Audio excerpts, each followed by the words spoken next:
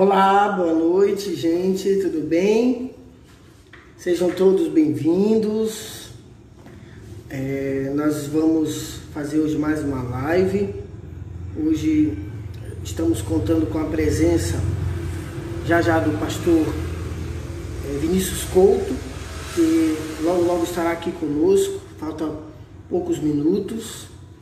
Paz seja convosco. Bem-vindo, Álvaro. Obrigado pela sua presença. Você sempre está dando apoio ao nosso trabalho. Tem sido muito gratificante. Eu confesso que tem dado muito trabalho organizar tudo isso, ver a agenda de todas essas pessoas, inclusive a minha também, para poder agendar e poder estar junto com vocês, poder contribuir um pouquinho com a vida de vocês. Hoje, então, teremos a honra e o prazer de estar com o pastor Vinícius Couto. Certamente é conhecido de alguns de vocês. Ele já está aqui, já está acenando. Eu já vou conectar com ele aqui.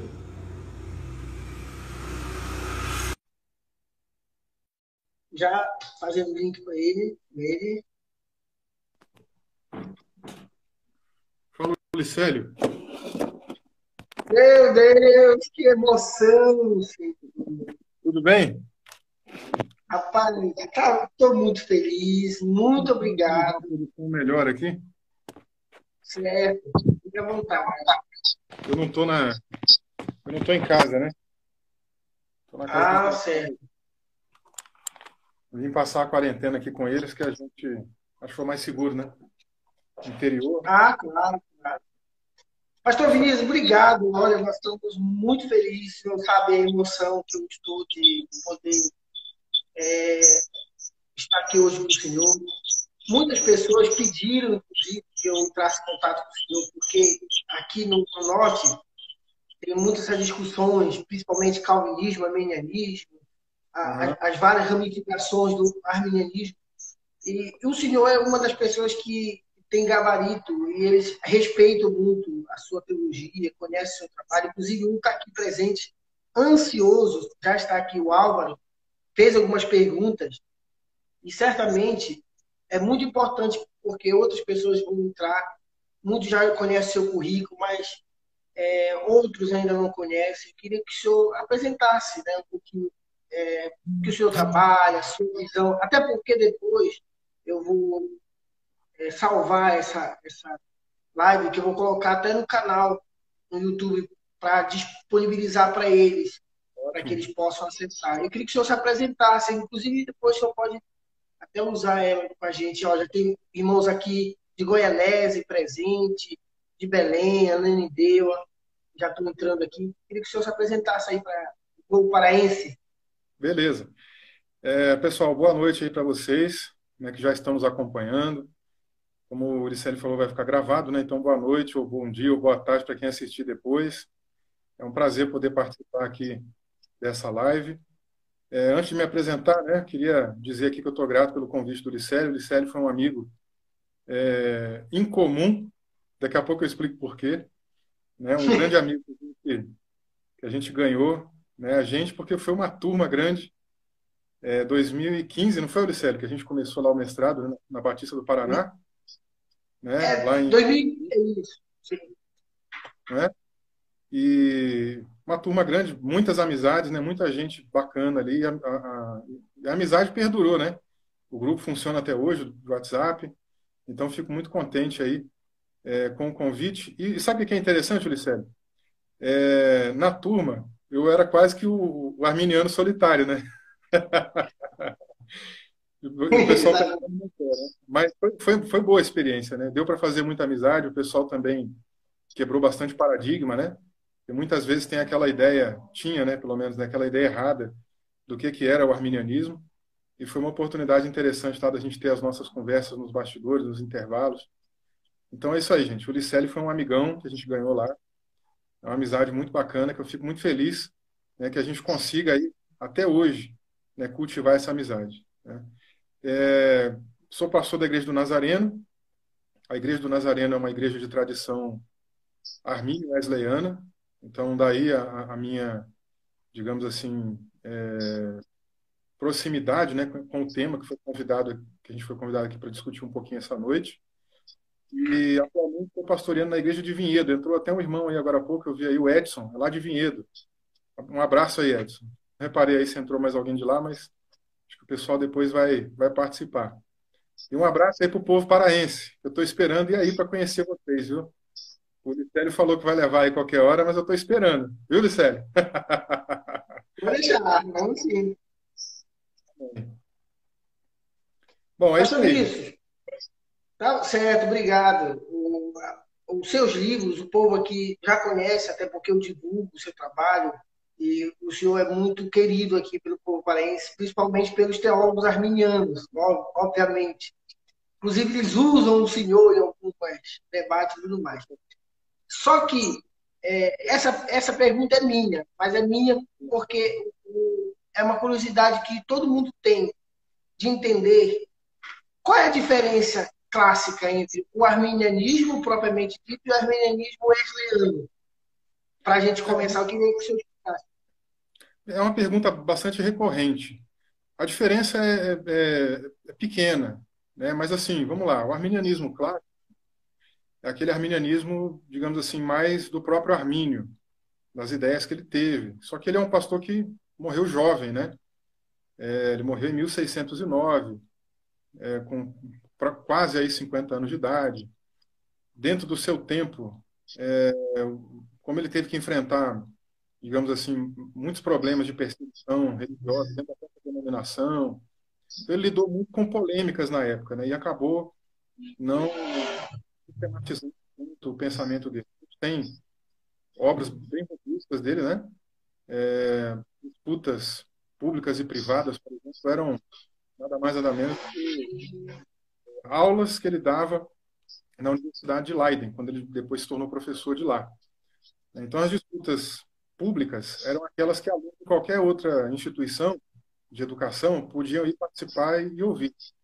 E as disputas privadas, né, eram as que somente aqueles alunos internos da Universidade de Leiden, né, é que podiam participar. Então, de vez em quando tinha alguns debates também. Agora, fora isso, ele escreveu muita coisa também relacionada a esse clima de perseguição. Então, acusações, às vezes mentiras, né? O pessoal às vezes inventava mentira, calúnias, ele tinha que se explicar, né? Então, assim, a teologia de Jacó Armínio é uma teologia que tem geralmente sido mais compactada. Claro que ela é mais ampla, e é um pouco disso que eu estou, inclusive, tendo a oportunidade de pesquisar agora no doutorado, né? Essa amplitude do pensamento de Jacó Armínio. Mas geralmente a gente condensa esse pensamento mais por aqueles demonstrantes que foram os alunos e amigos dele, né, seguidores das ideias de Armínio, postularam depois, do que propriamente dito, né, as obras, né, os textos, as ideias dele que ele tem em geral, porque Armínio tem praticamente uma mini sistemática escrita, né, inclusive a própria obra dele que a gente tem traduzido em português dá para sistematizar isso, e tem também o material, né, que se chama Disputas Públicas Perdidas. E nesse material tem uma mini sistemática já organizadinha. Mas geralmente a gente pensa em Armínio em 5 pontos.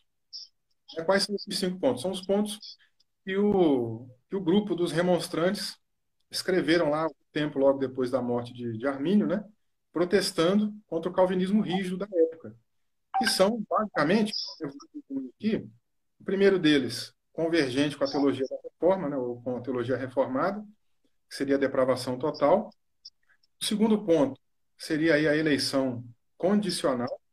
A pessoa ela passa a fazer parte do corpo de Cristo, né? Passa a se tornar um eleito quando ela, pela condição de receber pela fé a Jesus como Salvador, ela aceita então esse convite de salvação pela graça de Deus. Daí a ideia de eleição condicional. A terceira é a abrangência da expiação. Aí aqui novamente a gente vai na divergência com a teologia reformada, né, e calvinista, porque a expiação para o pensamento de Armínio é ilimitada, né, é para toda a raça humana. Embora, né, faço até um parêntese aqui, Armínio discorda do calvinismo rígido, porque quem, digamos assim, colocou um ponto de vista mais filosófico dar uma lógica mais sequencial nisso, foi Teodoro de Beza, porque o próprio Armínio mesmo, o próprio Calvino mesmo, ele pensava numa expiação também limitada. Então, Teodoro de Beza que muda isso daí para poder colocar o sistema de uma maneira mais consistente. Então, falando da expiação, tem a questão da graça de Deus. A graça de Deus para Armínio ela pode ser resistida, mas a graça de Deus também é que tem iniciativa na salvação, né? Então, não é o ser humano que dá o primeiro passo, não é o ser humano que vai em direção a Deus, mas é o próprio Deus quem vem em direção ao ser humano que está em condição de depravação total. E, por último, tem aí um ponto bastante discutível, uma disputa, inclusive, ainda até hoje, né? Eu sei que a maioria dos arminianos no Brasil já aceitam, né, a proposta do Keith Stenglin, que é um dos principais estudiosos de Armínio no mundo, que a posição do Keith Stenglin é a seguinte: Armínio defendia que era possível perder a salvação. Então, para ele, com Stenglin, Armínio defendia o posicionamento e fazia uma distinção entre crente e eleito. O crente, a visão do Stenglin, né? O crente é aquela pessoa que recebeu a Cristo pela fé, até foi regenerado, mas em algum momento pode apostatar da fé e perder a salvação. E o eleito é aquele que Deus previu a fé, lá na eternidade passada, previu, e ele é eleito, esse daí não perde a salvação. Mas esse ponto de vista do Stenglin, ele também é discutível. Não é todo mundo que aceita ele. Existem alguns outros teóricos também que pensam diferente. Eu, inclusive, vou ter a oportunidade agora nos próximos 2 anos, né, que eu já cheguei na metade do doutorado, de ver um pouquinho mais detalhadamente se Armínio realmente pensava dessa maneira ou não. Então, eu vou poder fazer uma leitura agora mais crítica dos textos de Armínio e pegar alguma conclusão. Mas, no momento, eu ainda penso que Armínio foi, digamos assim, ambíguo, né? Ou seja, tem textos dele dizendo, né, que ele pode, que o crente pode perder a salvação, e tem textos que parece que ele defende uma segurança incondicional, né? Ou seja, não a eleição incondicional, mas a segurança incondicional. Desde que a pessoa está salva, ela não perde. Mas são disputas que existem dentro da própria questão acadêmica, né, dos estudos acadêmicos aí de Armínio. Então, basicamente, os 5 pontos, digamos assim, na teologia de Armínio é esse. Em 1609, os demonstrantes colocaram o 5º artigo ainda meio que em dúvida, sem se posicionar muito diretamente em relação à possibilidade de apostasia, mas em 1618, que inclusive é ano do Sínodo de Dort, eles escrevem uma nova confissão, e nessa nova confissão eles confirmam a possibilidade de apostasia. Em 1621 também, eles escrevem uma confissão mais robusta, né, cheia realmente, né, de textos bíblicos, né, uma confissão bem grande, e confirmam novamente esse posicionamento. Então, por isso que tem essa discussão. Agora, em que o arminianismo clássico, né, difere do arminianismo wesleyano? Bom, são 2 coisas básicas que geralmente a gente fala.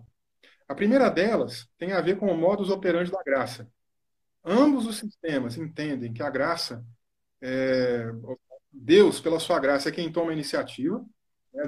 Daí a gente pega emprestado de Agostinho o termo preveniente, né, que significa nada mais nada menos que vir antes, em latim.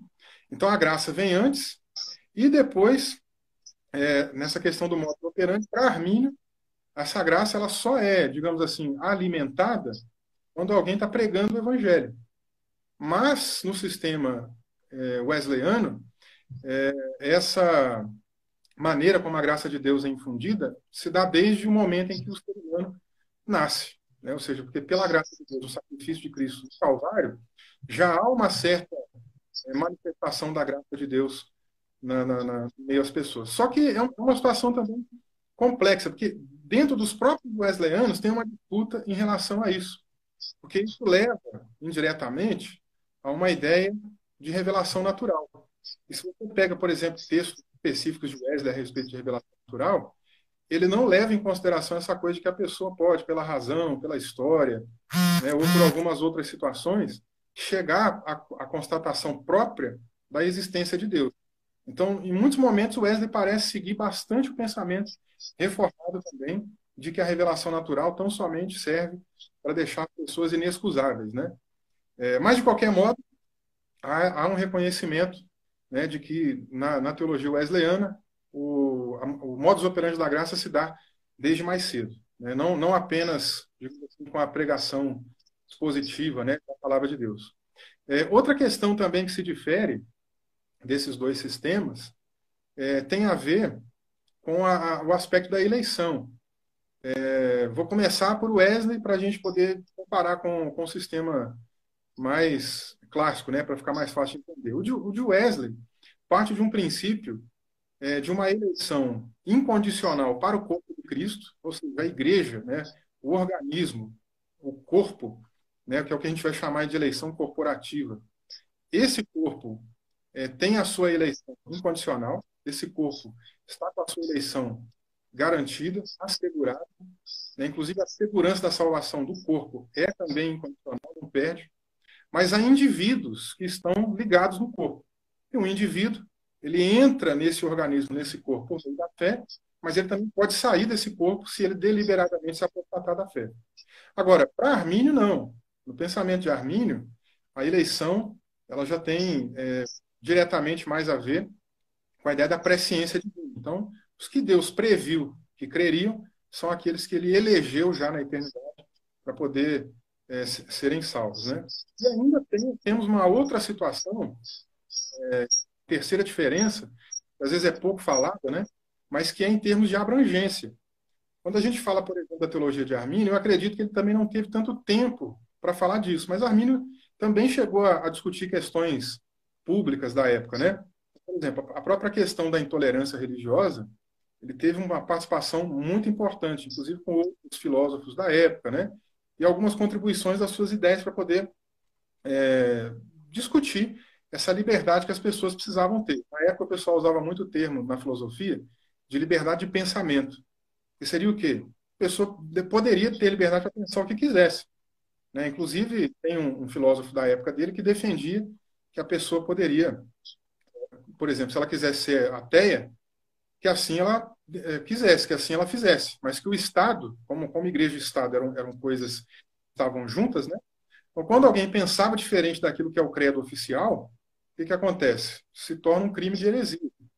E aí o que Armínio, não defendendo propriamente dito a separação do Estado, mas ele defendia essa liberdade também de consciência, essa liberdade de pensamento, né? Então, é uma coisa também importante para os tempos dele, que infelizmente muita gente acabou morrendo, sendo perseguido, preso, né, sofreu consequências em função que não valorizava muito essa liberdade. E quando a gente chega em Wesley, a gente já tem uma abrangência muito maior. Tanto que Wesley, eu pessoalmente chamo ele de proto-teólogo público. Isso por quê? Porque o Wesley é um cara que já pensava muita coisa à frente do tempo dele. Ele discutiu, por exemplo, questões de leis prisionais, direitos prisionais. Na época, as mulheres não podiam fazer praticamente nada na igreja, né? A não ser trabalhos assim mais manuais, né?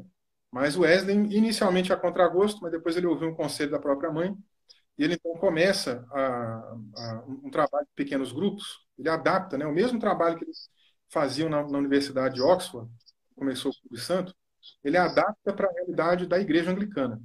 Porque naquela época a Inglaterra estava passando, né, pela Revolução Industrial, e muita gente saiu do campo, começou a ir para as cidades, não encontrava emprego, não encontrava apoio direito lá dentro, né, e precisava de alguma situação. Então a criminalidade aumentou, a igreja, propriamente dita, também não acolheu muito bem esses pobres e essas pessoas necessitadas. Na verdade, naquela época, a igreja, na Inglaterra, até cobrava das pessoas, né? Os bancos eram alugados e, às vezes, até vendidos. Então, uma família já tinha um banco ali marcado. E essa população carente mais pobre, quando assistia o culto, era lá no fundo da igreja ou, muitas das vezes, ficava lá do lado de fora. Então, Wesley, por exemplo, ele acolhe essas pessoas que estão vindo do campo e começa a adaptar, né, o movimento metodista, levando essas pessoas à oração, ao estudo bíblico, a meditarem juntas, né, e cria lá o grupo de mulheres. Então, mulheres, liderando mulheres, então, dá mais voz para as mulheres também. Vai ser alguém que entra de maneira muito forte também no movimento contra a escravidão. Inclusive, agora está chegando já a época, né, da abolição da escravidão no Brasil, e é só o pessoal ficar atento aí, que daqui a alguns dias o Bibo vai soltar um podcast, né, que eu participei com o meu professor, o Dr. Helmut Renders. é o meu orientador também lá no doutorado da Metodista de São Paulo. E ele também é uma pessoa que estuda bastante isso, inclusive há pouco tempo publicou um livro, né, sobre o Wesley e a luta abolicionista, e a gente está discutindo um pouco sobre isso lá, né, como que essas coisas aconteceram e tal, né, a importância de Wesley, de um movimento que começou antes, de como ele aderiu. Então, essas questões públicas, o Wesley se engajou, se envolveu. O Wesley escreveu texto, por exemplo, sobre questões ambientais, escreveu questões de saúde, não só saúde em si, né, saúde física, saúde ocupacional, por exemplo, também. Tem textos dele sobre isso, tem textos sobre como administrar dinheiro, né, o famoso sermão dele sobre o uso do dinheiro, e várias outras questões públicas também que ele acabou se envolvendo, né? Então, assim, basicamente a gente tem, digamos, essas três diferenças. Mas essa terceira nada mais é, Ulisses, do que uma consequência da própria teologia arminiana. Porque o que a teologia arminiana pensa? Nós pensamos iguais, arminianos e reformados, calvinistas, no que diz respeito, por exemplo, à questão da depravação total, né? Ou seja, do pessimismo antropológico. A pessoa que não é redimida, não é regenerada, a pessoa que não nasceu de novo, nós entendemos que essa pessoa ela está numa condição caída de pecaminosidade contumaz, né? E somente a graça de Deus é que pode transformar esse indivíduo. Agora, onde é que a gente, digamos assim, se separa um pouquinho? É a partir daqui. Porque para o calvinismo essa graça não pode ser resistida, para a gente pode, mas nós também entendemos uma graça mais otimista. Talvez os que se aproximem um pouco mais da gente sejam os reformacionais, que é o pessoal aí que segue o calvinismo caipiriano, do Hermann Doiver também, né, que deu sequência, né, que aí já é uma proposta um pouquinho diferente, né, de realmente redimir a cultura, de transformar o ambiente em que a gente está, e etc. Então, resumindo, a nossa antropologia ela é pessimista, mas a forma como nós encaramos a soteriologia e a pneumatologia é otimista. Ou seja, Deus nos reconcilia com ele, né, parafraseando Paulo lá em 2 Coríntios 5:18, ele nos reconcilia com ele para que nós sejamos também instrumentos de reconciliação. Ou seja, não é para a gente simplesmente fechar os braços, né, e ficar quieto. É para a gente fazer alguma coisa em prol do reino de Deus. Então, basicamente, as três diferenças que eu enumeraria seriam essas aí. Pastor, obrigado. Eu até vi aqui o George fazendo uma pergunta, falando que tá top, porque ele é um dos teólogos arminianos que nós temos aqui, que acompanha, inclusive, o seu trabalho. Ele certamente deve ter gostado aí da sua colocação. Não só ele, como o Álvaro, que faz algumas perguntas que eu já mandei para o senhor. São perguntas, sim, inclusive, que eles estão querendo saber aqui. A primeira é, de acordo com a doutrina wesleyana, qual é a influência do batismo na santificação? Tá, aí, tanto arminiana quanto wesleyana, né, os dois pontos, vêm de uma teologia sacramentalista. Armínio era da Igreja Reformada da Holanda, e a Igreja Reformada da Holanda é sacramental. Sendo sacramental, ela entende que o batismo e a ceia do Senhor são mandamentos ou ordenanças de Deus, mas que transcendem a ideia de uma mera ordenança. Tem uma ordem divina para que a gente repita isso, para que a gente faça isso, mas a ideia de sacramentalismo vem da palavra latina sacramentum, que tem a ver com algo oculto. Mas oculto em que sentido? Uma coisa misteriosa. Ou seja, misteriosamente, Deus comunica a graça dele com a gente. Inclusive, basicamente, essa é uma das razões pelas quais as igrejas sacramentalistas, protestantes, do protestantismo, até batizam crianças também. Não é a única razão, tem outras razões para isso, mas o sacramentalismo também é uma dessas razões. Ou seja, por meio da participação dos sacramentos, a graça de Deus, de uma maneira misteriosa, ou seja, de uma forma que a gente não tem como explicar, ela é comunicada na vida daquela pessoa que está participando daquele elemento. Então, por exemplo, se a pessoa é batizada nas águas, então, misteriosamente, a graça de Deus abençoa, toca naquela pessoa, tanto que se fala muito lá nos termos antigos, e isso não é só Armínio, isso não é só Wesley, se você lê Calvino, é também de uma teologia sacramentalista, né? Eles estão falando muito de quê? De que o batismo é quase que um sinônimo de regeneração, de um novo nascimento, que envolve exatamente essa ideia sacramental. E a ceia do Senhor também, a mesma situação. Se você participa, né, do pão e do suco, de uma maneira misteriosa, é, algo assim inexplicável para a mente humana, Deus também comunica ali a graça dele nos abençoando. Né? Por isso que Calvino, inclusive, vem com a proposta, né, dialética, né, podemos dizer assim, entre o Zwinglio e Lutero. Né? Lutero estava com uma teologia sacramentalista muito próxima àquilo que o catolicismo ensinava, né? E o Zwinglio já veio com uma teologia nada sacramentalista, né? Ele quis cortar tudo. Então foi o que ele disse lá, né? Ó, não tem nada de sacramento, nada de mistério, a presença de Deus não está aqui, isso é só um memorial, só uma lembrança. E Calvino vem e fala, não, é um pouco das duas coisas. Ao mesmo tempo que é uma memória, que é uma coisa, né, que nos lembra aquele episódio que aconteceu no passado, é também a presença real de Cristo. Né? Ou seja, também tem um efeito, digamos ali, sacramental. Então, basicamente é isso. Pastor, obrigado. Eu estou vendo aqui os comentários, eu vejo que o povo está gostando muito da resposta, tirando dúvida dos irmãos. A outra pergunta, considerando que John Wesley ensinava que é possível, antes da morte ou glorificação, alcançar um estado de perfeição cristã, no qual o crente é purificado totalmente até do pecado original, quais as interpretações wesleyanas de Romanos 7,17 e 1 João 1,8? Tá. Uma boa notícia é que a gente está em breve, agora mês que vem, maio, né? Mês que vem já é amanhã, né? Agora em maio vai ser lançada a Bíblia de Estudos de John Wesley. Então, pela primeira vez, a gente vai ter em português os comentários, né, as notas explicativas de John Wesley do Antigo e do Novo Testamento. Porque a gente tinha só uma parte em português do Novo Testamento, né? Traduzido já. A gente só tinha os Evangelhos e Atos. E agora a gente vai ter os comentários praticamente todos completos. Então, agora em maio está saindo. Eu tive o privilégio, né, a honra também de participar, de ser um dos colaboradores.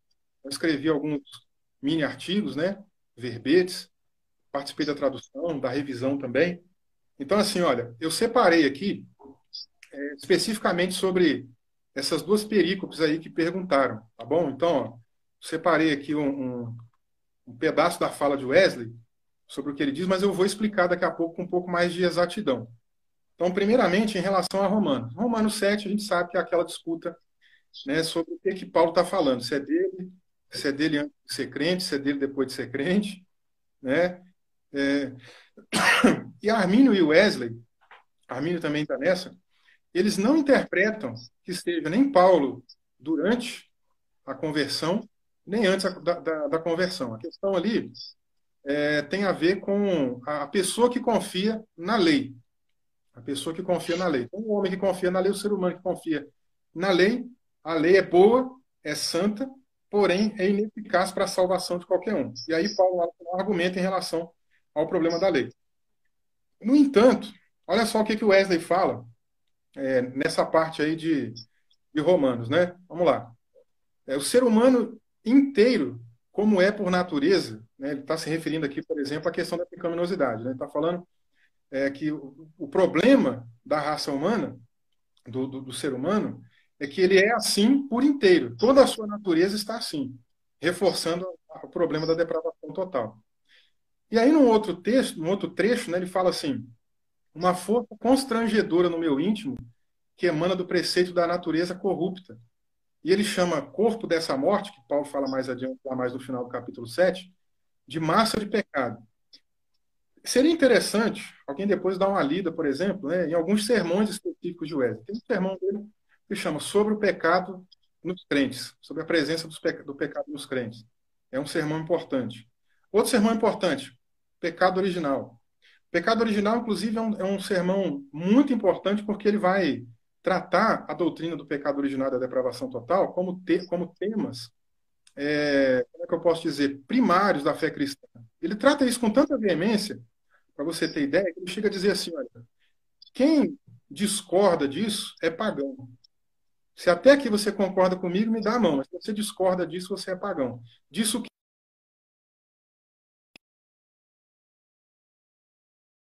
a primeira carta de João, lá no primeiro capítulo, né? Vou separar aqui pedaços, né, do versículo 7 ao 9. O Wesley disse assim, primeiro lá o apóstolo João fala, né? Quem diz que a gente não tem pecado nenhum, tal. Aí o Wesley comenta sobre isso. Admitindo estar limpos em vez de confessarmos os nossos pecados. Ou seja, o Wesley aqui está criticando, né, as pessoas que diziam, não, a gente já está limpo, a gente já não peca mais, a gente já está isento disso daí, né? E aí depois João diz assim no texto, né? A verdade não está em nós. E aí o Wesley confirma, ele fala, realmente, a verdade não está em nós. Não está em nossos lábios, nem em nosso coração. E mais para frente um pouquinho, João diz assim, se dissermos que não cometemos pecado, fazemos dele um mentiroso. E aí o Wesley complementa, ele explica isso. Sim. Por quê? Porque está dito que todos pecaram. Então, se alguém disser que não tem pecado, o Wesley está confirmando, está fazendo de Deus realmente mentiroso. E aí depois João diz, e a sua palavra não está em nós. O Wesley confirma. De fato, se alguém diz uma coisa dessa, então não recebeu essa palavra. Não demos a ela lugar nenhum em nossos corações. Então, de onde vem essa confusão? Vamos lá, vou explicar para você. A confusão vem do termo perfeição cristã. Mas para explicar o que é perfeição cristã, a gente tem que entender rapidamente de onde o Wesley extraiu essa ideia. Ele começa, os primeiros contatos que eu posso dizer, assim, que ele mesmo fala que tem, qualquer um pode procurar isso daí, no livro dele chamado, né, sobre uma explicação clara da perfeição cristã, que a gente tem em português, inclusive. E lá ele fala que leu o livro de alguns puritanos, que eram anglicanos, né? Então ele leu esses livros e ficou impactado com a maneira como eles falavam sobre a importância de se entregar a Deus sem nenhuma reserva.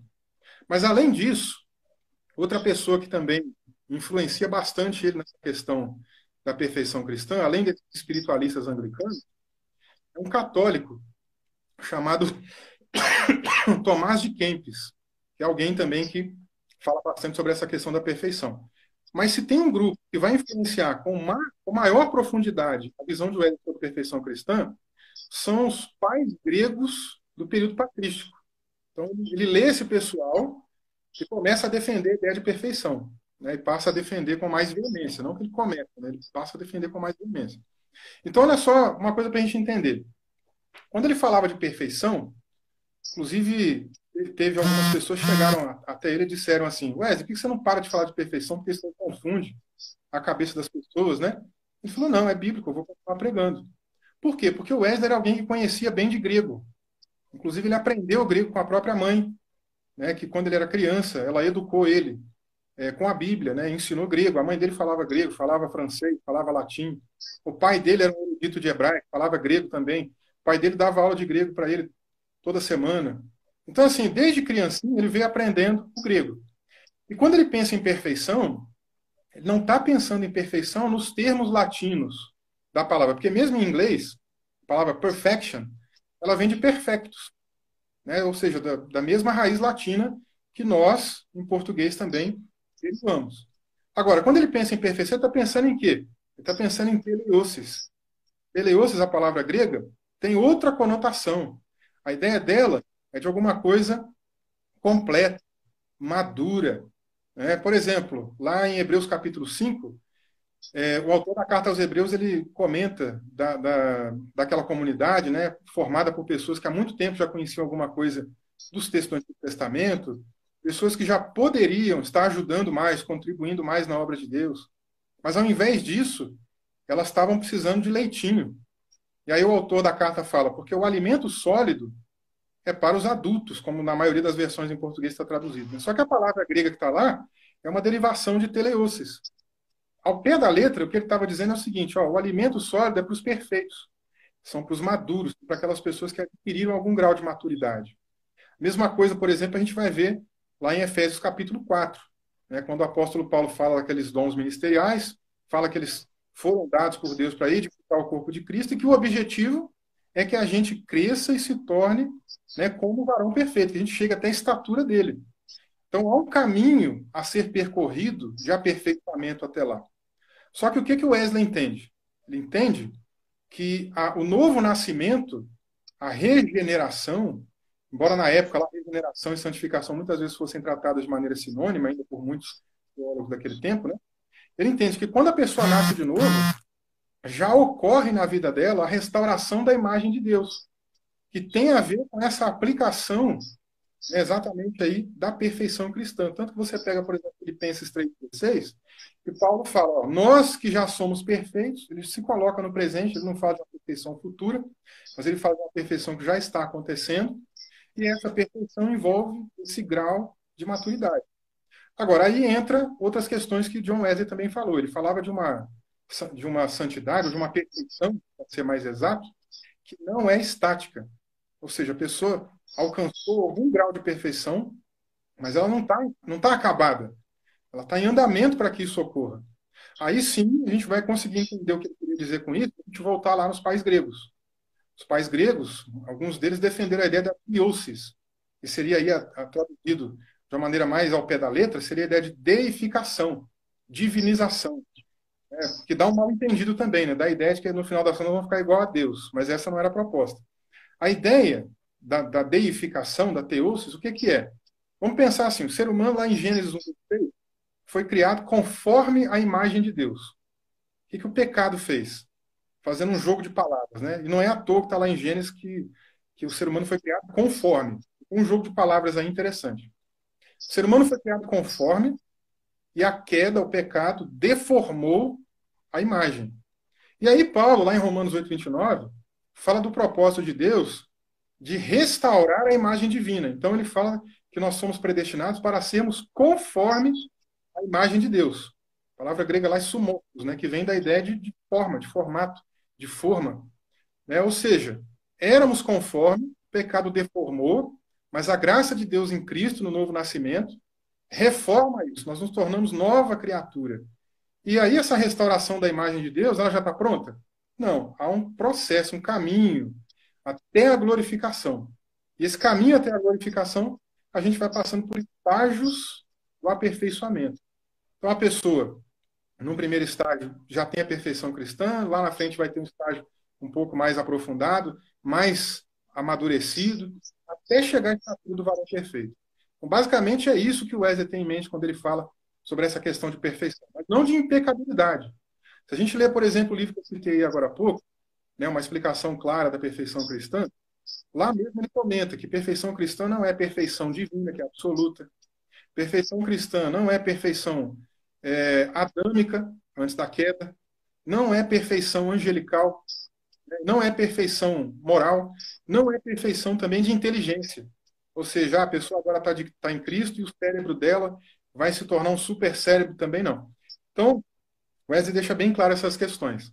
Mas ainda assim, né, pelo termo, né, perfeição, algumas pessoas se confundem. Outra questão interessante, né, Ulisses, você que é professor de grego aí vai me ajudar. Olha lá, dentro da palavra teleosis, o radical dela vem de telos, que é propósito, finalidade. Né? Então, é outra questão também que envolve a ideia da perfeição no pensamento de Wesley. Então, o que é ser perfeito? É ser impecável? Não. Mas é cumprir o propósito para o qual Deus nos chamou, para o qual Deus nos designou. Exemplo, eu sempre costumo dar um exemplo, porque fica fácil a gente entender, né? A gente assimila mais fácil. É o exemplo de uma caneta.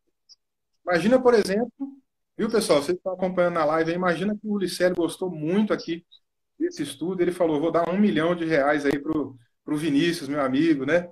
E aí, claro que eu não vou negar, eu vou querer, ué. Aí ele vem com um chequezinho de 1 milhão. E eu preciso agora de uma caneta para alguém assinar esse cheque. E de repente, aí, algum colega que está participando com a gente aí tem uma caneta aí, Montblanc, né? Daquelas canetas caras, né? De 3 mil, 5 mil reais e tal. E aí, pega essa caneta emprestada, vai lá tentar assinar e não sai tinta nenhuma. Até que, de repente, depois de tanto insistir, não sai nenhuma tinta, eu penso, bom, vamos continuar insistindo, porque vai ser 1 milhão embora. E alguém vem com uma Bic. Aí, essa Bic, mordidinha, quebradinha, ela funciona. E o Ulisses consegue assinar aí o cheque de 1 milhão e eu levo para casa. A caneta, ela foi projetada para quê? Para escrever. Qual é o propósito da caneta? Qual é o telos da caneta? A escrita, que ela escreva, né? Então, a primeira caneta, por mais que ela seja cara, pomposa, né, ela não funcionou, ela não foi perfeita, ela não cumpriu o telos. Ao passo que a outra caneta, que seja mais simplesinha, às vezes até deixada de lado, né, aquela ali sim funcionou. Ela cumpriu o propósito, ela foi perfeita. Então, a ideia de perfeição cristã tem a ver com isso. E eu sei que depois você vai perguntar um pouco sobre Charles Wesley. Vou até citar alguns textos depois dele aqui, que elucida essa questão dos graus de perfeição, nessa trajetória, como eu falei para vocês. A pessoa, quando nasce de novo, a imagem de Deus é restaurada. Ela está pronta? Não. Só vai ficar completamente pronta com a glorificação. Até chegar à glorificação, tem um caminho a ser percorrido. E esse caminho é o caminho do aperfeiçoamento. É o caminho que a pessoa vai galgando degraus, vai subindo na graça de Deus, se tornando mais madura na caminhada cristã. Muito obrigado. Olha, eu estou acompanhando os comentários, viu, pessoal? Muito obrigado. Rony, daqui a pouco eu vou gravar e vou colocar no YouTube. Você vai poder assistir e mostrar para sua mãe que queria assistir e não está podendo acompanhar. Mas eu, de antemão, já divulgo para vocês que o pastor Vinícius ele tem um canal no YouTube. É só vocês colocarem lá, Vinícius Couto. Tem inúmeras palestras onde vai falar um pouco mais de assuntos relacionados a John Wesley, a teologia Armínio Wesleyana, só para vocês saberem, tá bom? Eu acho que o pastor George também respondeu o questionamento dele e a pergunta dele. E, sem dúvida, a ideia de fim mesmo de telos é a mesma que Paulo tem em Romanos 10:4. O fim da lei é Cristo, também lá é telos. É a ideia de finalidade. Que quando Jesus vem, a lei cumpre o seu propósito. Né? No sentido que ela não existe mais, no sentido mesmo de ter acabado o seu propósito. A outra pergunta é a mesma ideia, né? Vida lei é Cristo, ali, Romanos 10:4. Foi o meu trabalho que eu fiz lá, inclusive, no mestrado. O pessoal pergunta, a lei não existe mais? Não, a lei existe, mas ela cumpriu o seu propósito em Cristo. Então, ela finalizou, não ela em si, mas o seu propósito. Né? Essa é a ideia mesmo. Exatamente. O John Wesley, outra pergunta. John Wesley ensinava que existem duas categorias de transgressões, voluntárias e involuntárias. Para ele, ambas necessitam do sangue expiatório de Cristo. Mas somente a primeira é propriamente pecado. A segunda não deve ser considerada desse modo. Sendo assim, por que as transgressões involuntárias precisam do sangue de Cristo se não são pecados? Bacana. Olha só, Wesley, em alguns momentos, a gente tem um pouco de dificuldade para interpretar ele. Isso porque eu consigo entender, porque o Wesley não escreveu uma sistemática. O Wesley não escreveu uma instituto da religião cristã, né, como Calvino escreveu, né, inclusive não organizou obras, né, de um teor, embora ele fosse acadêmico, né, tivesse toda uma ideia acadêmica. Mas a visão de Wesley era uma visão do povo. Tanto que, por exemplo, eu falei de Wesley como um proto-teólogo público, e um exemplo disso, né, para a gente ligar com essa ideia de teólogo do povo, é a situação carente das pessoas naquela época lá em relação à saúde. Então, o que o Wesley fez? Ele escreveu um livro de medicina, que inclusive foi o livro mais vendido dele. Geralmente a gente pensa em Wesley, sermões, algumas outras obras de teor mais religioso, né? Mas ele escreveu um livro de medicina que chegou a várias edições, em que a preocupação dele era chegar até essas pessoas das comunidades mais carentes e ajudar essas pessoas a fazer um tratamento alternativo, mais fácil, já que as consultas médicas eram muito caras e os remédios também tão caros quanto. Então ele traz esse tipo de livro. Né? Então a preocupação dele é muitas vezes lidar com o povo. Então o que vai acontecer? Em alguns momentos, a ênfase que ele dá na santidade a gente precisa entender ela nesse contexto do Wesley pastor, do Wesley pregador, do Wesley que está lá evangelizando na rua, querendo trazer as pessoas para Jesus, o Wesley evangelista. A gente precisa também trazer isso à tona, né? Porque em alguns momentos ele vai parecer se contradizer, mas não é que ele está se contradizendo, é que há um momento específico. Eu lembro, por exemplo, Lucério, uma vez, eu preguei na igreja que eu pastoreava aqui em Minas Gerais, uma mensagem baseada lá, inclusive, naquela passagem bíblica, né, em que Salomão tem que lidar com um problemão, né, de duas mulheres prostitutas, tiveram um filho, aí uma delas perde o bebê, aí acaba dormindo em cima do bebê, e troca o bebê na madrugada, né, e elas levam um caso dificílimo, né, para o rei resolver, que é um caso de DNA, né, que na época não tinha formas, né, de resolver isso daí pela ciência. Então foi só pela revelação divina, pela sabedoria que Deus deu para Salomão naquele momento ali. E aí eu preguei nessa ocasião sobre 4 verdades sobre os problemas. Quais são essas 4 verdades, né? Vamos ver se a minha cabeça ainda está boa, porque já tem um bocado de tempo que eu preguei esse sermão. Mas a primeira verdade tinha a ver com a ideia de que todos passam problemas, né? Independente de classe social, independente é, da idade, porque foi o que aconteceu. A gente tem prostitutas, a gente tem o rei, a gente tem o servo do rei, né? Todo mundo ali com um problema na mão. A gente tem faixas etárias diferentes, a gente tem as prostitutas que a gente não tem a ideia da idade, Salomão que talvez tivesse com uma idade mais madura, mas a gente também tem um bebê passando problema. E a solução que Salomão encontrou foi: corta essa criança no meio. Uma diz que é mãe, a outra também diz, então parte no meio, cada um fica com a metade e a gente resolve. Né? Então todo mundo tinha um problema, foi a primeira verdade. A segunda verdade é que todo problema tem uma raiz, uma causa raiz, de onde ele veio. Né? Então, a gente falou um pouco, né, dessa especulação, para a gente procurar, a gente pensar um pouquinho, raciocinar qual é a origem dos problemas que a gente enfrenta. Uma terceira situação, tá vendo? Agora a terceira eu já não vou lembrar, mas a quarta situação é que nenhum problema é insolúvel. Por quê? Porque logo depois que Salomão dá essa palavra de cortar a criança, a verdadeira mãe se manifesta. Ela fala: não, eis-me aqui, tá, pode deixar, né, a outra levar, ficar com o bebê, não tem problema, né? E a que não era a mãe, que não tinha o amor materno, ela dizia: é isso aí, ninguém fica com a criança. Então, a minha fala foi que nenhum problema é insolúvel. Mas, claro, gente, que eu estou dando uma palavra para uma comunidade, para a igreja, para o povo de Deus. Uma mensagem para trazer esperança. Agora, claro que se eu for trazer uma coisa realista, a gente sabe que tem problemas insolúveis. Existem problemas insolúveis. Mas aquele não é o momento para eu falar disso, entendeu? Aquele não era o momento para eu dar uma palavra realista com essa tonalidade. Então, quando a gente pega o Wesley, a gente tem que entender essas questões. Há momentos que ele está num sermão tratando, por exemplo, sobre a necessidade de pedir perdão. Então, por exemplo, tem um caso em Wesley que é complicado, que ele fala que os pecados apenas do passado é que foram perdoados. A gente só é justificado pelos pecados do passado. Os do presente e do futuro, não. Então, isso é uma colocação ruim. Não é uma colocação boa, não. Mas eu entendo que ele, naquele momento, querendo evitar o antinomismo, querendo evitar as pessoas viverem de uma maneira relaxada e pecaminosa, entregue ao pecado, ele trouxe uma palavra com essa conotação. Eu concordo com ele? Não. A mesma questão em relação a essa fala dele aí. Um dos conceitos dele é de que pecado é a transgressão de uma lei conhecida de Deus.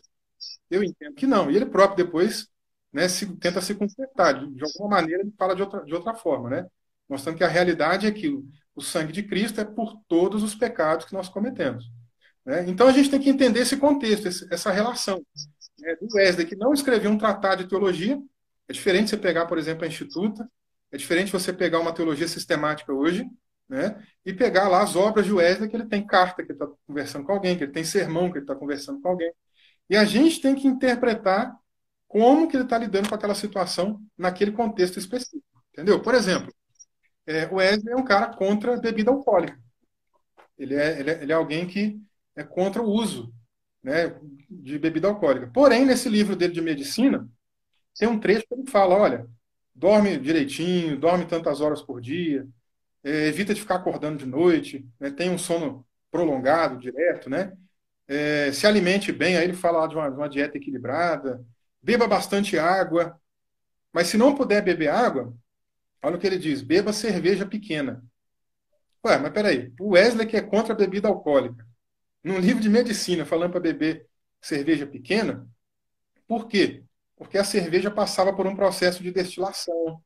Então, o líquido ficava mais purificado do que a água, geralmente, que as pessoas bebiam. Só que ele coloca também uma condicionante: você pode beber cerveja pequena, contanto que o seu estômago não dê certo com a água, né, que a gente tem por aí. Porque naquela época não tinha rede de tratamento de água, igual a gente tem hoje.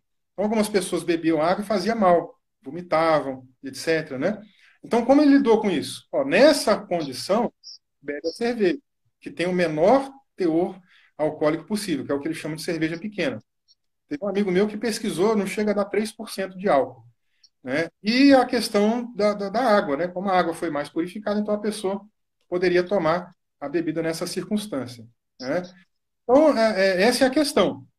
O fato é que Jesus morreu, o sangue de Jesus é por todos e quaisquer pecados, né? Todos e quaisquer. Nós só acreditamos que a exceção é a blasfêmia contra o Espírito Santo. Fora isso, todos os pecados aí foram o sangue de Cristo cobre. Ah, muito obrigado. O pastor Rui Machado acabou de entrar aqui. Quando ele soube que era sobre John Wesley, é um grande amigo, pastor aqui da nossa região, disse que queria muito ouvir o senhor, porque é um dos pregadores favoritos. Inclusive, pastor Rui, eu abro uma exceção, que o senhor tinha falado comigo antecipadamente, se o senhor quiser direcionar a pergunta ao pastor Vinícius, senão desse aqui que nós vamos falar. Vou fazer a última pergunta que me mandaram. Existem relatos de divergências acerca da compreensão da santidade entre Wesley e Charles Wesley. Toda denominação wesleyana compreende santidade como ensinava John Wesley? Ó, primeiramente, a minha mãe mandou um abraço ali agora, uma saudação. Ela está Opa! assistindo, né, pelo Instagram da minha esposa, a Jaqueline. Um abraço para as duas aí, Sim. minha mãe e minha esposa. Oh, maravilha. E um abraço aí também para o pessoal que está participando, né? Bom, Sim. em relação a essa pergunta, Alessandro, é o seguinte: não havia divergência entre os dois irmãos em relação à doutrina da santificação. Há divergência entre eles, sim, no que tange, por exemplo, à escatologia. O Wesley, a gente tem interpretado ele como um pós-milenista. Eu estou de acordo com essa compreensão. Eu tive, inclusive, a oportunidade de traduzir um livro de um metodista lá dos Estados Unidos, que é o Vic Reasoner. Se alguém se interessar depois, né, foi publicado pela editora Sal Cultural, que é A Esperança do Evangelho. E nesse livro, o Dr. Vic Reasoner vem trabalhando toda a tradição wesleyana, né, em termos de escatologia e tal. Ele puxa lá o Charles Wesley para o pós-milenismo também, mas aí ali eu já não concordei, não. Charles Wesley se diferenciava do seu irmão John na questão escatológica, né? Por alguns textos que eu já vi, de canções, de alguns sermões de Charles, né? A impressão que ele me dá é que ele era um pré-milenista histórico, lembrando que ainda não tinha, né, nesse tempo, o pré-milenismo dispensacionalista, né? Isso é posterior. Mas ele era um pré-histórico, podemos colocar assim. E o Wesley, um pós-milenista, tá bom? Em relação à questão de santidade, santificação, os dois pensavam igual. Eu vou comentar aqui, vou ler aqui alguns trechos de 3 sermões do Charles, né, para a gente comparar, inclusive, com o que eu falei, com o que eu já falei aí sobre perfeição cristã, por exemplo. Então, veja aqui, ó, no sermão 1, primeiro sermão, né, lá do catálogo dos sermões de Charles, ele escreveu assim: observa-se que os vários escritores inspirados das Sagradas Escrituras, que professamente trataram o nosso progresso na religião e apontaram os vários passos na escala da perfeição, sempre representaram seus sentimentos sobre o assunto por alegorias óbvias e alusões familiares. Então, o que é importante aqui é o fato de que ele diz ali, né, de que a respeito da escala de perfeição, que é o que eu falei com vocês aí em relação a graus de perfeição. Depois ele vai usar o termo graus também. Ainda no primeiro sermão, ele fala assim: um progresso constante em direção à perfeição cristã portanto, o dever indispensável de todos os cristãos. Então, lembra que eu falei que não existe, na visão de John, perfeição estática? É a mesma coisa que Charles está falando aqui agora. Ele está falando de progresso constante em direção à perfeição cristã. Ou seja, a pessoa nasce de novo, ela tem a imagem de Deus restaurada, mas há um processo de restauração da imagem de Deus até a glorificação, que é esse progresso constante que ele está falando aqui. Ainda no sermão 1, a perfeição cristã é o objetivo, lembra, o telos de nossa raça religiosa, a posição sobre a qual nossa coroa de recompensa é colocada. Olha que interessante o que ele vai dizer agora. Até aqui, portanto, todos os nossos desejos devem ser dobrados. Até aqui, todos os nossos esforços devem tender. Embora, através da corrupção de nossa natureza, não se possa esperar um estado de perfeição neste mundo, ainda assim somos ordenados a almejá-lo com toda a nossa força. Aqui já é um trecho do Sermão 2. A partir do embora que eu li, já é o segundo sermão, e nesse trecho ele mostra exatamente aquela ideia, né, de que não cabe impecabilidade. Vou repetir o trecho para ficar claro para a gente. Embora através da corrupção da nossa natureza não se possa esperar um estado de perfeição nesse mundo, ainda assim somos ordenados a almejá-lo com toda a nossa força. Claro, ele é o já, mas não ainda. Já somos perfeitos e ao mesmo tempo ainda não chegamos ao grau, né, pleno dessa perfeição, que só vai ser atingido com a glorificação. Mas ele trata aqui também a ideia da perfeição de uma maneira ideal. Ou seja, ele trata como esse é um alvo a ser perseguido. Né? A gente não consegue ser impecável, viver de maneira, né, com impecabilidade nesse mundo, mas a gente tem um alvo lá, um objetivo, um ideal para atingir. A gente tem que tentar chegar até lá, se esforçar ao máximo. Por quê? Olha o que ele diz em seguida. Quem quer que pare voluntariamente antes disso, deixa de lado a misericórdia de Deus. Dizemos, então, que um estado de imperfeição voluntária, de meio curso de piedade, uma vida dividida entre Deus e o mundo, é um estado que Deus em nenhum lugar prometeu aceitar e nem nos garantiu uma recompensa por isso. Ou seja, a gente tem que se esforçar para chegar nesse ideal, mesmo sabendo que a gente não vai conseguir pelos nossos méritos, pelos nossos próprios esforços, mas, ao mesmo tempo, aquela pessoa que abandona voluntariamente a perfeição e se entrega à imperfeição por própria voluntariedade, Charles diz aqui que Deus não tem compromisso com essa pessoa. Que essa pessoa, na verdade, ela está mostrando que não nasceu de novo, né? Ela está mostrando que ela não tem fruto do Espírito Santo na vida dela. E se ela verdadeiramente nasceu de novo, ela vai dar fruto de uma vida que glorifica a Deus. Agora, por último, eu quero ler 2 trechinhos do Sermão 7. A glória imediatamente partiu dele. Aqui ele está falando de Adão quando caiu. E ele sabia que estava nu de Deus, despojado da imagem divina. Uma mistura heterogênea de besta e demônio. Falando aqui da depravação total. E o último trecho que eu quero ler dele é o seguinte: a graça estabelece a liberdade da alma e restaura a sua perfeição primitiva. Então, gente, é exatamente o que eu falei. A visão dos dois, de John e de Charles, em relação à questão da santificação, é igual, é a mesma. Uma antropologia pessimista, negativa, né, ou seja, o problema da pecaminosidade, e, ao mesmo tempo, uma salvação, uma soteriologia otimista. Né? Ou seja, Deus transforma aquela pessoa para que ela seja um ministro, um agente também de transformação.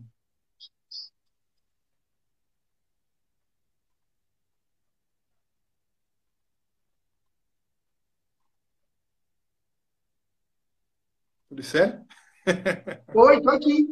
Tô aqui, só tô lhe ouvindo. Não, eu terminei, falei. Ah, tá. Certo. Desculpa, então. É porque eu pensei que o senhor estava lendo justamente a pergunta do pastor Rui. Ele faz a pergunta aqui, ó. Uma pergunta simplória, talvez retórica, mas gostaria de saber do meu pastor a seguinte: muitos criticam Wesley por causa da teologia do cair da graça. Como o senhor analisa essa crítica que falam a respeito de John Wesley? Bom, então, o Wesley nunca defendeu essa ideia. A cair da graça que ele está falando é apostasia. Isso. Porque Cair da graça. eu pensei no fenômeno cai-cai. Ah, tá. Fui longe aqui. Mas é que eu pensei que realmente no ministério de Wesley aconteciam manifestações de pessoas caírem, né, enquanto ele pregava.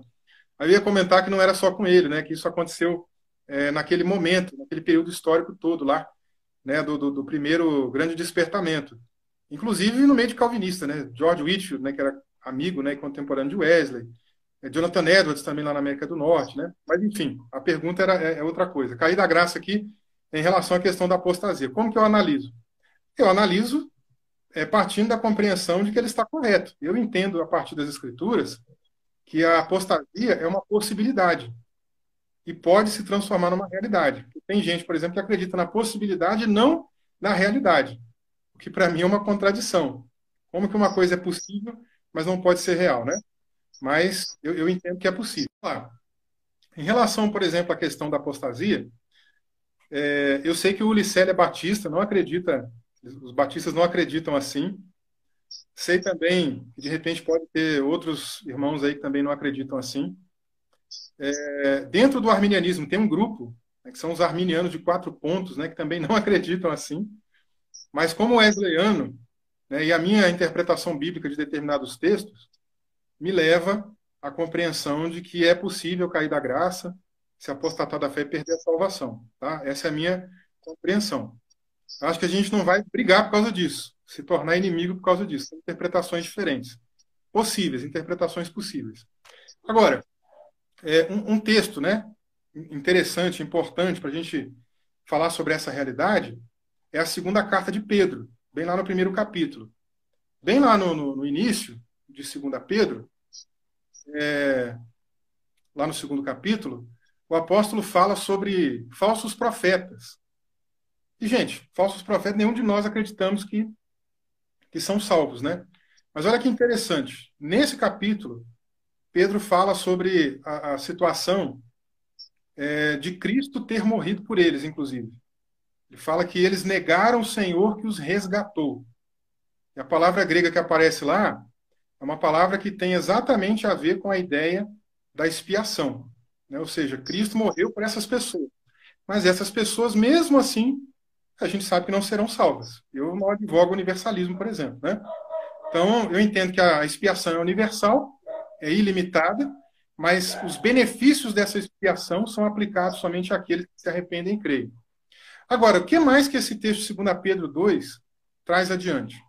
Traz a questão de que esses homens, esses mesmos homens, esses falsos profetas, num determinado momento da vida deles, eles foram libertos daquela condição ruim em que eles estavam vivendo, aquela condição, como é que eu posso dizer, de imundícia. E não é à toa que o apóstolo Pedro usa a expressão grega lá para falar sobre essa condição onde eles estavam. Vou até abrir o texto bíblico para ficar mais fácil, né? Enquanto isso eu vou comentando. Mas a condição que ele fala não é à toa, porque depois tem tudo a ver, lá no finalzinho, com um provérbio popular que ele cita. Agora, a questão é que ele fala que esses homens foram resgatados de lá, eles saíram de lá, daquela condição. Né? Eles o verbo não está em voz ativa, ou seja, não foram eles que saíram por conta própria, está em voz passiva, porque alguém de fora os retirou. Uma vez que eles foram retirados, que eles escaparam daquelas contaminações do mundo, Pedro diz que depois eles se deixaram vencer novamente por elas. Ou seja, aí entra a ideia da apostasia. O que é apostasia para a gente? Né? Para arminianos, 5 pontos, né? E para arminianos wesleyanos. É o abandono deliberado da fé. Quando a pessoa abandona a fé por conta própria. Essa é a questão. Né? Então, esses homens se deixaram vencer pela mesma situação de antes.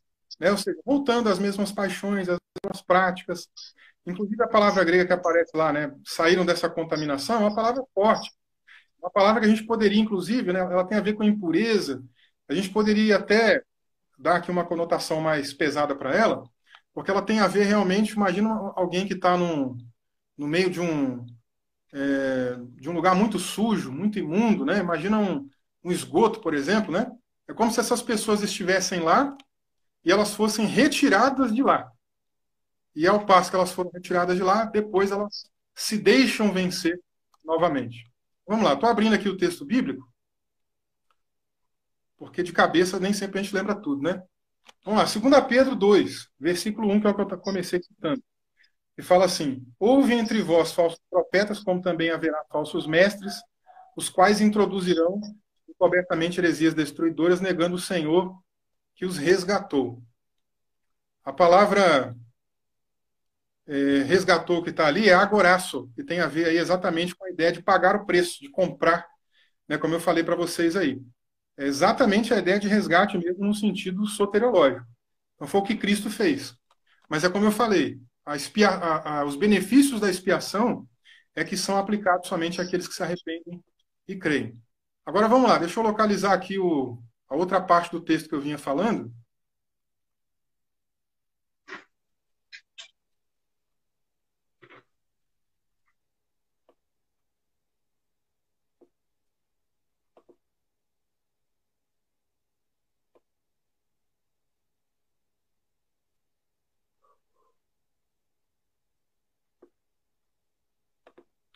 Aqui, ó. Agora é o versículo 20. Portanto, se depois de terem escapado, é o que eu falei para vocês que é o verbo que está na voz passiva. Como que eles escaparam? Não foi pelo próprio esforço. Como a gente falou ali, a iniciativa de salvação vem da graça de Deus. Então, eles escaparam porque alguém os retirou daquele lugar. Que lugar é esse que eles foram retirados? Está escrito aqui, das contaminações do mundo. A palavra contaminações ali é miasma, né, que tem essa conotação bem pesada, como eu falei para vocês. E aí, outra coisa muito interessante que tem aqui é que eles escaparam do mundo mediante o conhecimento do Senhor e Salvador. E a palavra para conhecimento que está aqui é uma palavra bem específica, que é epignosis, diferente de outras palavras gregas para conhecimento. Porque epignosis é uma palavra que dá uma conotação de um conhecimento muito específico, um conhecimento inerrante, de algo que alguém não pode se confundir. É algo muito exato.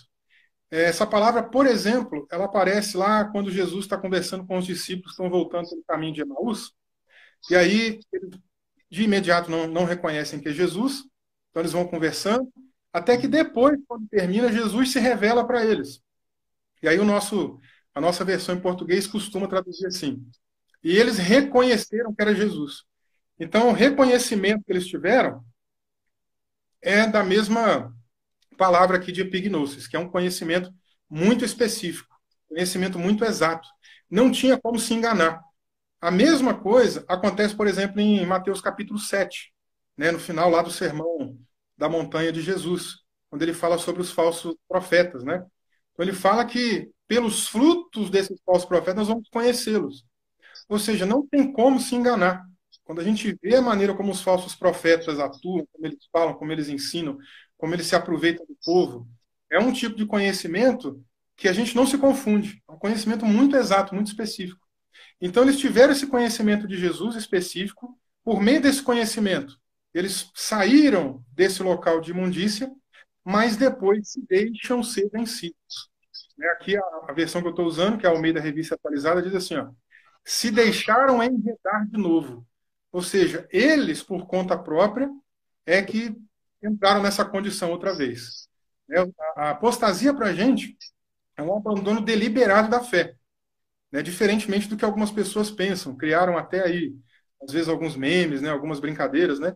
Mas não é assim que o arminianismo crê. Né? Conforme os memes, a pessoa ganhou salvação, pecou, perdeu salvação, pediu perdão, ganhou de novo salvação. Nós não acreditamos assim, gente. O que nos garante a salvação, que assegura a salvação, é a união mística com Cristo. Tá? Essa é a garantia. Se alguém está em Cristo, salvo. Essa é a condição basilar. Né? Agora, o que é a apostasia? É o abandono deliberado da fé. E a palavra apostasia, ela também pressupõe essa ideia de alguma coisa, de alguém que está numa condição e abandona ela, senão não tem como ser apostasia. É assim que nós interpretamos geralmente, né? E aí esses homens, então, depois eles voltam, né, para aquela condição anterior deles. De maneira que Pedro termina aqui o capítulo 2, citando dois provérbios populares. Com eles aconteceu o adágio diz, tornando verdadeiro. O cão volta ao seu próprio vômito e a porca lavada volta a revolver-se no lamaçal. Agora, uma coisa importante aqui de dizer também. Muita gente questiona, por exemplo, essa parte final, diz assim, tá vendo? Eles voltaram ao chiqueiro, nunca deixaram de ser porco, né? Nunca mudaram a natureza. Mas, gente, esse é um texto proverbial. E textos proverbiais, a gente não interpreta com essa literalidade. Os textos de sabedoria, os textos sapienciais do Antigo Testamento, a gente interpreta eles levando em consideração a cultura popular, a sabedoria popular. Então, nem sempre, né, o que um proverbista diz é aplicável de maneira, vamos dizer assim, 100% dos casos. Por exemplo, vou citar um salmo que tem a linguagem sapiencial. Davi falou, fui morto, sou velho, nunca vi o justo mendigar o pão e nem a sua descendência. Com essa colocação dele, ele não está dizendo que isso nunca vai acontecer. Mas a sabedoria popular mostra o quê? Que na maioria dos casos que a gente percebe, é assim que acontece. Como, por exemplo, um outro provérbio, que o proverbista chega a comentar, né, que se a gente andar com sábio, a gente vai ser sábio. Mas se andar com tolo, a companhia dessas pessoas vai trazer destruição. Tem até um provérbio popular que a gente usa hoje em dia que é parecido com esse, né? Que é diga-me com quem anda e eu te direi quem és. Mas é a mesma questão. Vamos interpretar a sabedoria popular, os textos sapienciais. Está dizendo que sempre que você andar com alguém que é tolo, você vai cometer a mesma coisa que aquela pessoa comete? A gente sabe que é óbvio que não. A gente sabe que os textos de sabedoria, né, eles partem desse princípio da observação, né, e daquilo que geralmente acontece.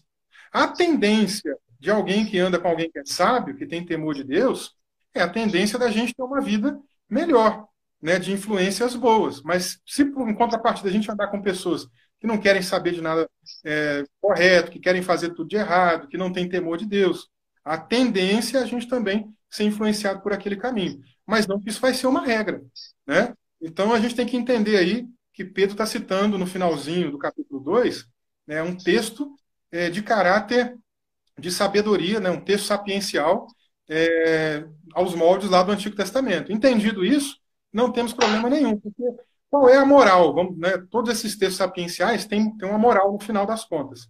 Qual é a moral no final das contas desses dois provérbios que ele cita aqui? De alguém que saiu de uma situação de imundícia, né, tanto o cachorro como a porca aqui saíram da imundícia, foram tiradas de lá, né? E aí a gente tem que levar isso em consideração. Como é que alguém tira de lá, limpa, depois aquele animal, aqueles dois animais voltam para aquela mesma situação. A moral do provérbio é esse. De alguém que saiu, foi limpo, que é o que Pedro falou agora há pouco. Lembra lá que eu falei? Eles saíram das contaminações do mundo e depois voltaram para lá. Tá? Então, são pontos aí importantes de se destacarem. Certo, Licélio? Pastor, eu vou encerrar lendo dois comentários de dois amigos paraenses aqui que estão muito felizes com a sua participação. Pastor Rui Machado diz: deu um apagão, porque encerrou ao mesmo tempo, mas ouvi sim o meu pastor. Muito obrigado. Wesley é um ícone, sua vida é uma referência para todos nós. O Álvaro, que fez inúmeras perguntas, diz assim: muitos esclarecimentos importantes. Fica um gostinho de quero mais. O tempo passou voando. Deus o abençoe. Obrigado pelos comentários. Pastor Vinícius, eu quero agradecer muito. Sem dúvida, meus amigos arminianos paraenses estão vibrando. Vão me pegar no meu pé agora no privado. Eu vou postar, estou pedindo sua autorização para postar no YouTube, sem dúvida. Eu queria que vocês que estão nos acompanhando, acompanhassem o trabalho do pastor Vinícius. Eu não tenho problema nenhum de falar, todo mundo sabe, eu respeito e a admiração que tenho por ele. Digo ainda mais, é um dos maiores teólogos que nós temos no Brasil. É mais que um amigo, foi um pai para mim. Eu agradeço muito. Queria que o senhor encerrasse dando uma palavra ao povo paraense e orasse por nós, né? Pelos nossos amigos, pelos nossos irmãos. Isso tem dado um trabalho, né? Amanhã eu vou estar com o Rogério Marchiori aqui, mais uma live. Então, eu queria que o senhor encerrasse dando as suas considerações e orasse por nós. Obrigado. Ok, eu quero também aí mandar um abraço para todo mundo que participou. Vi aí o pastor Kleber Maia, vi aí também alguns pastores aí, amigos aí da Igreja do Nazareno, né? Pastor Hernandes Lopes acabou de entrar, olha aí. Pastor Hernandes Lopes foi presente. Obrigado, pastor Hernandes. Prazer aí também. Um grande abraço aí para todo mundo que participou, que esteve conosco. Foi uma grande bênção. E fico aqui com essa sensação também de quero mais. Vamos combinar de fazer de novo. Olha aí, Augusto, Opa! aqui de Barroso. Um abração, Augusto. Saudade de você. Pastora Lídia ali também mandou, né, um parabéns aí para a gente. Obrigado.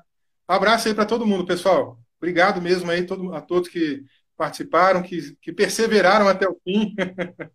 E até uma próxima, né, Licério? Certo, obrigado.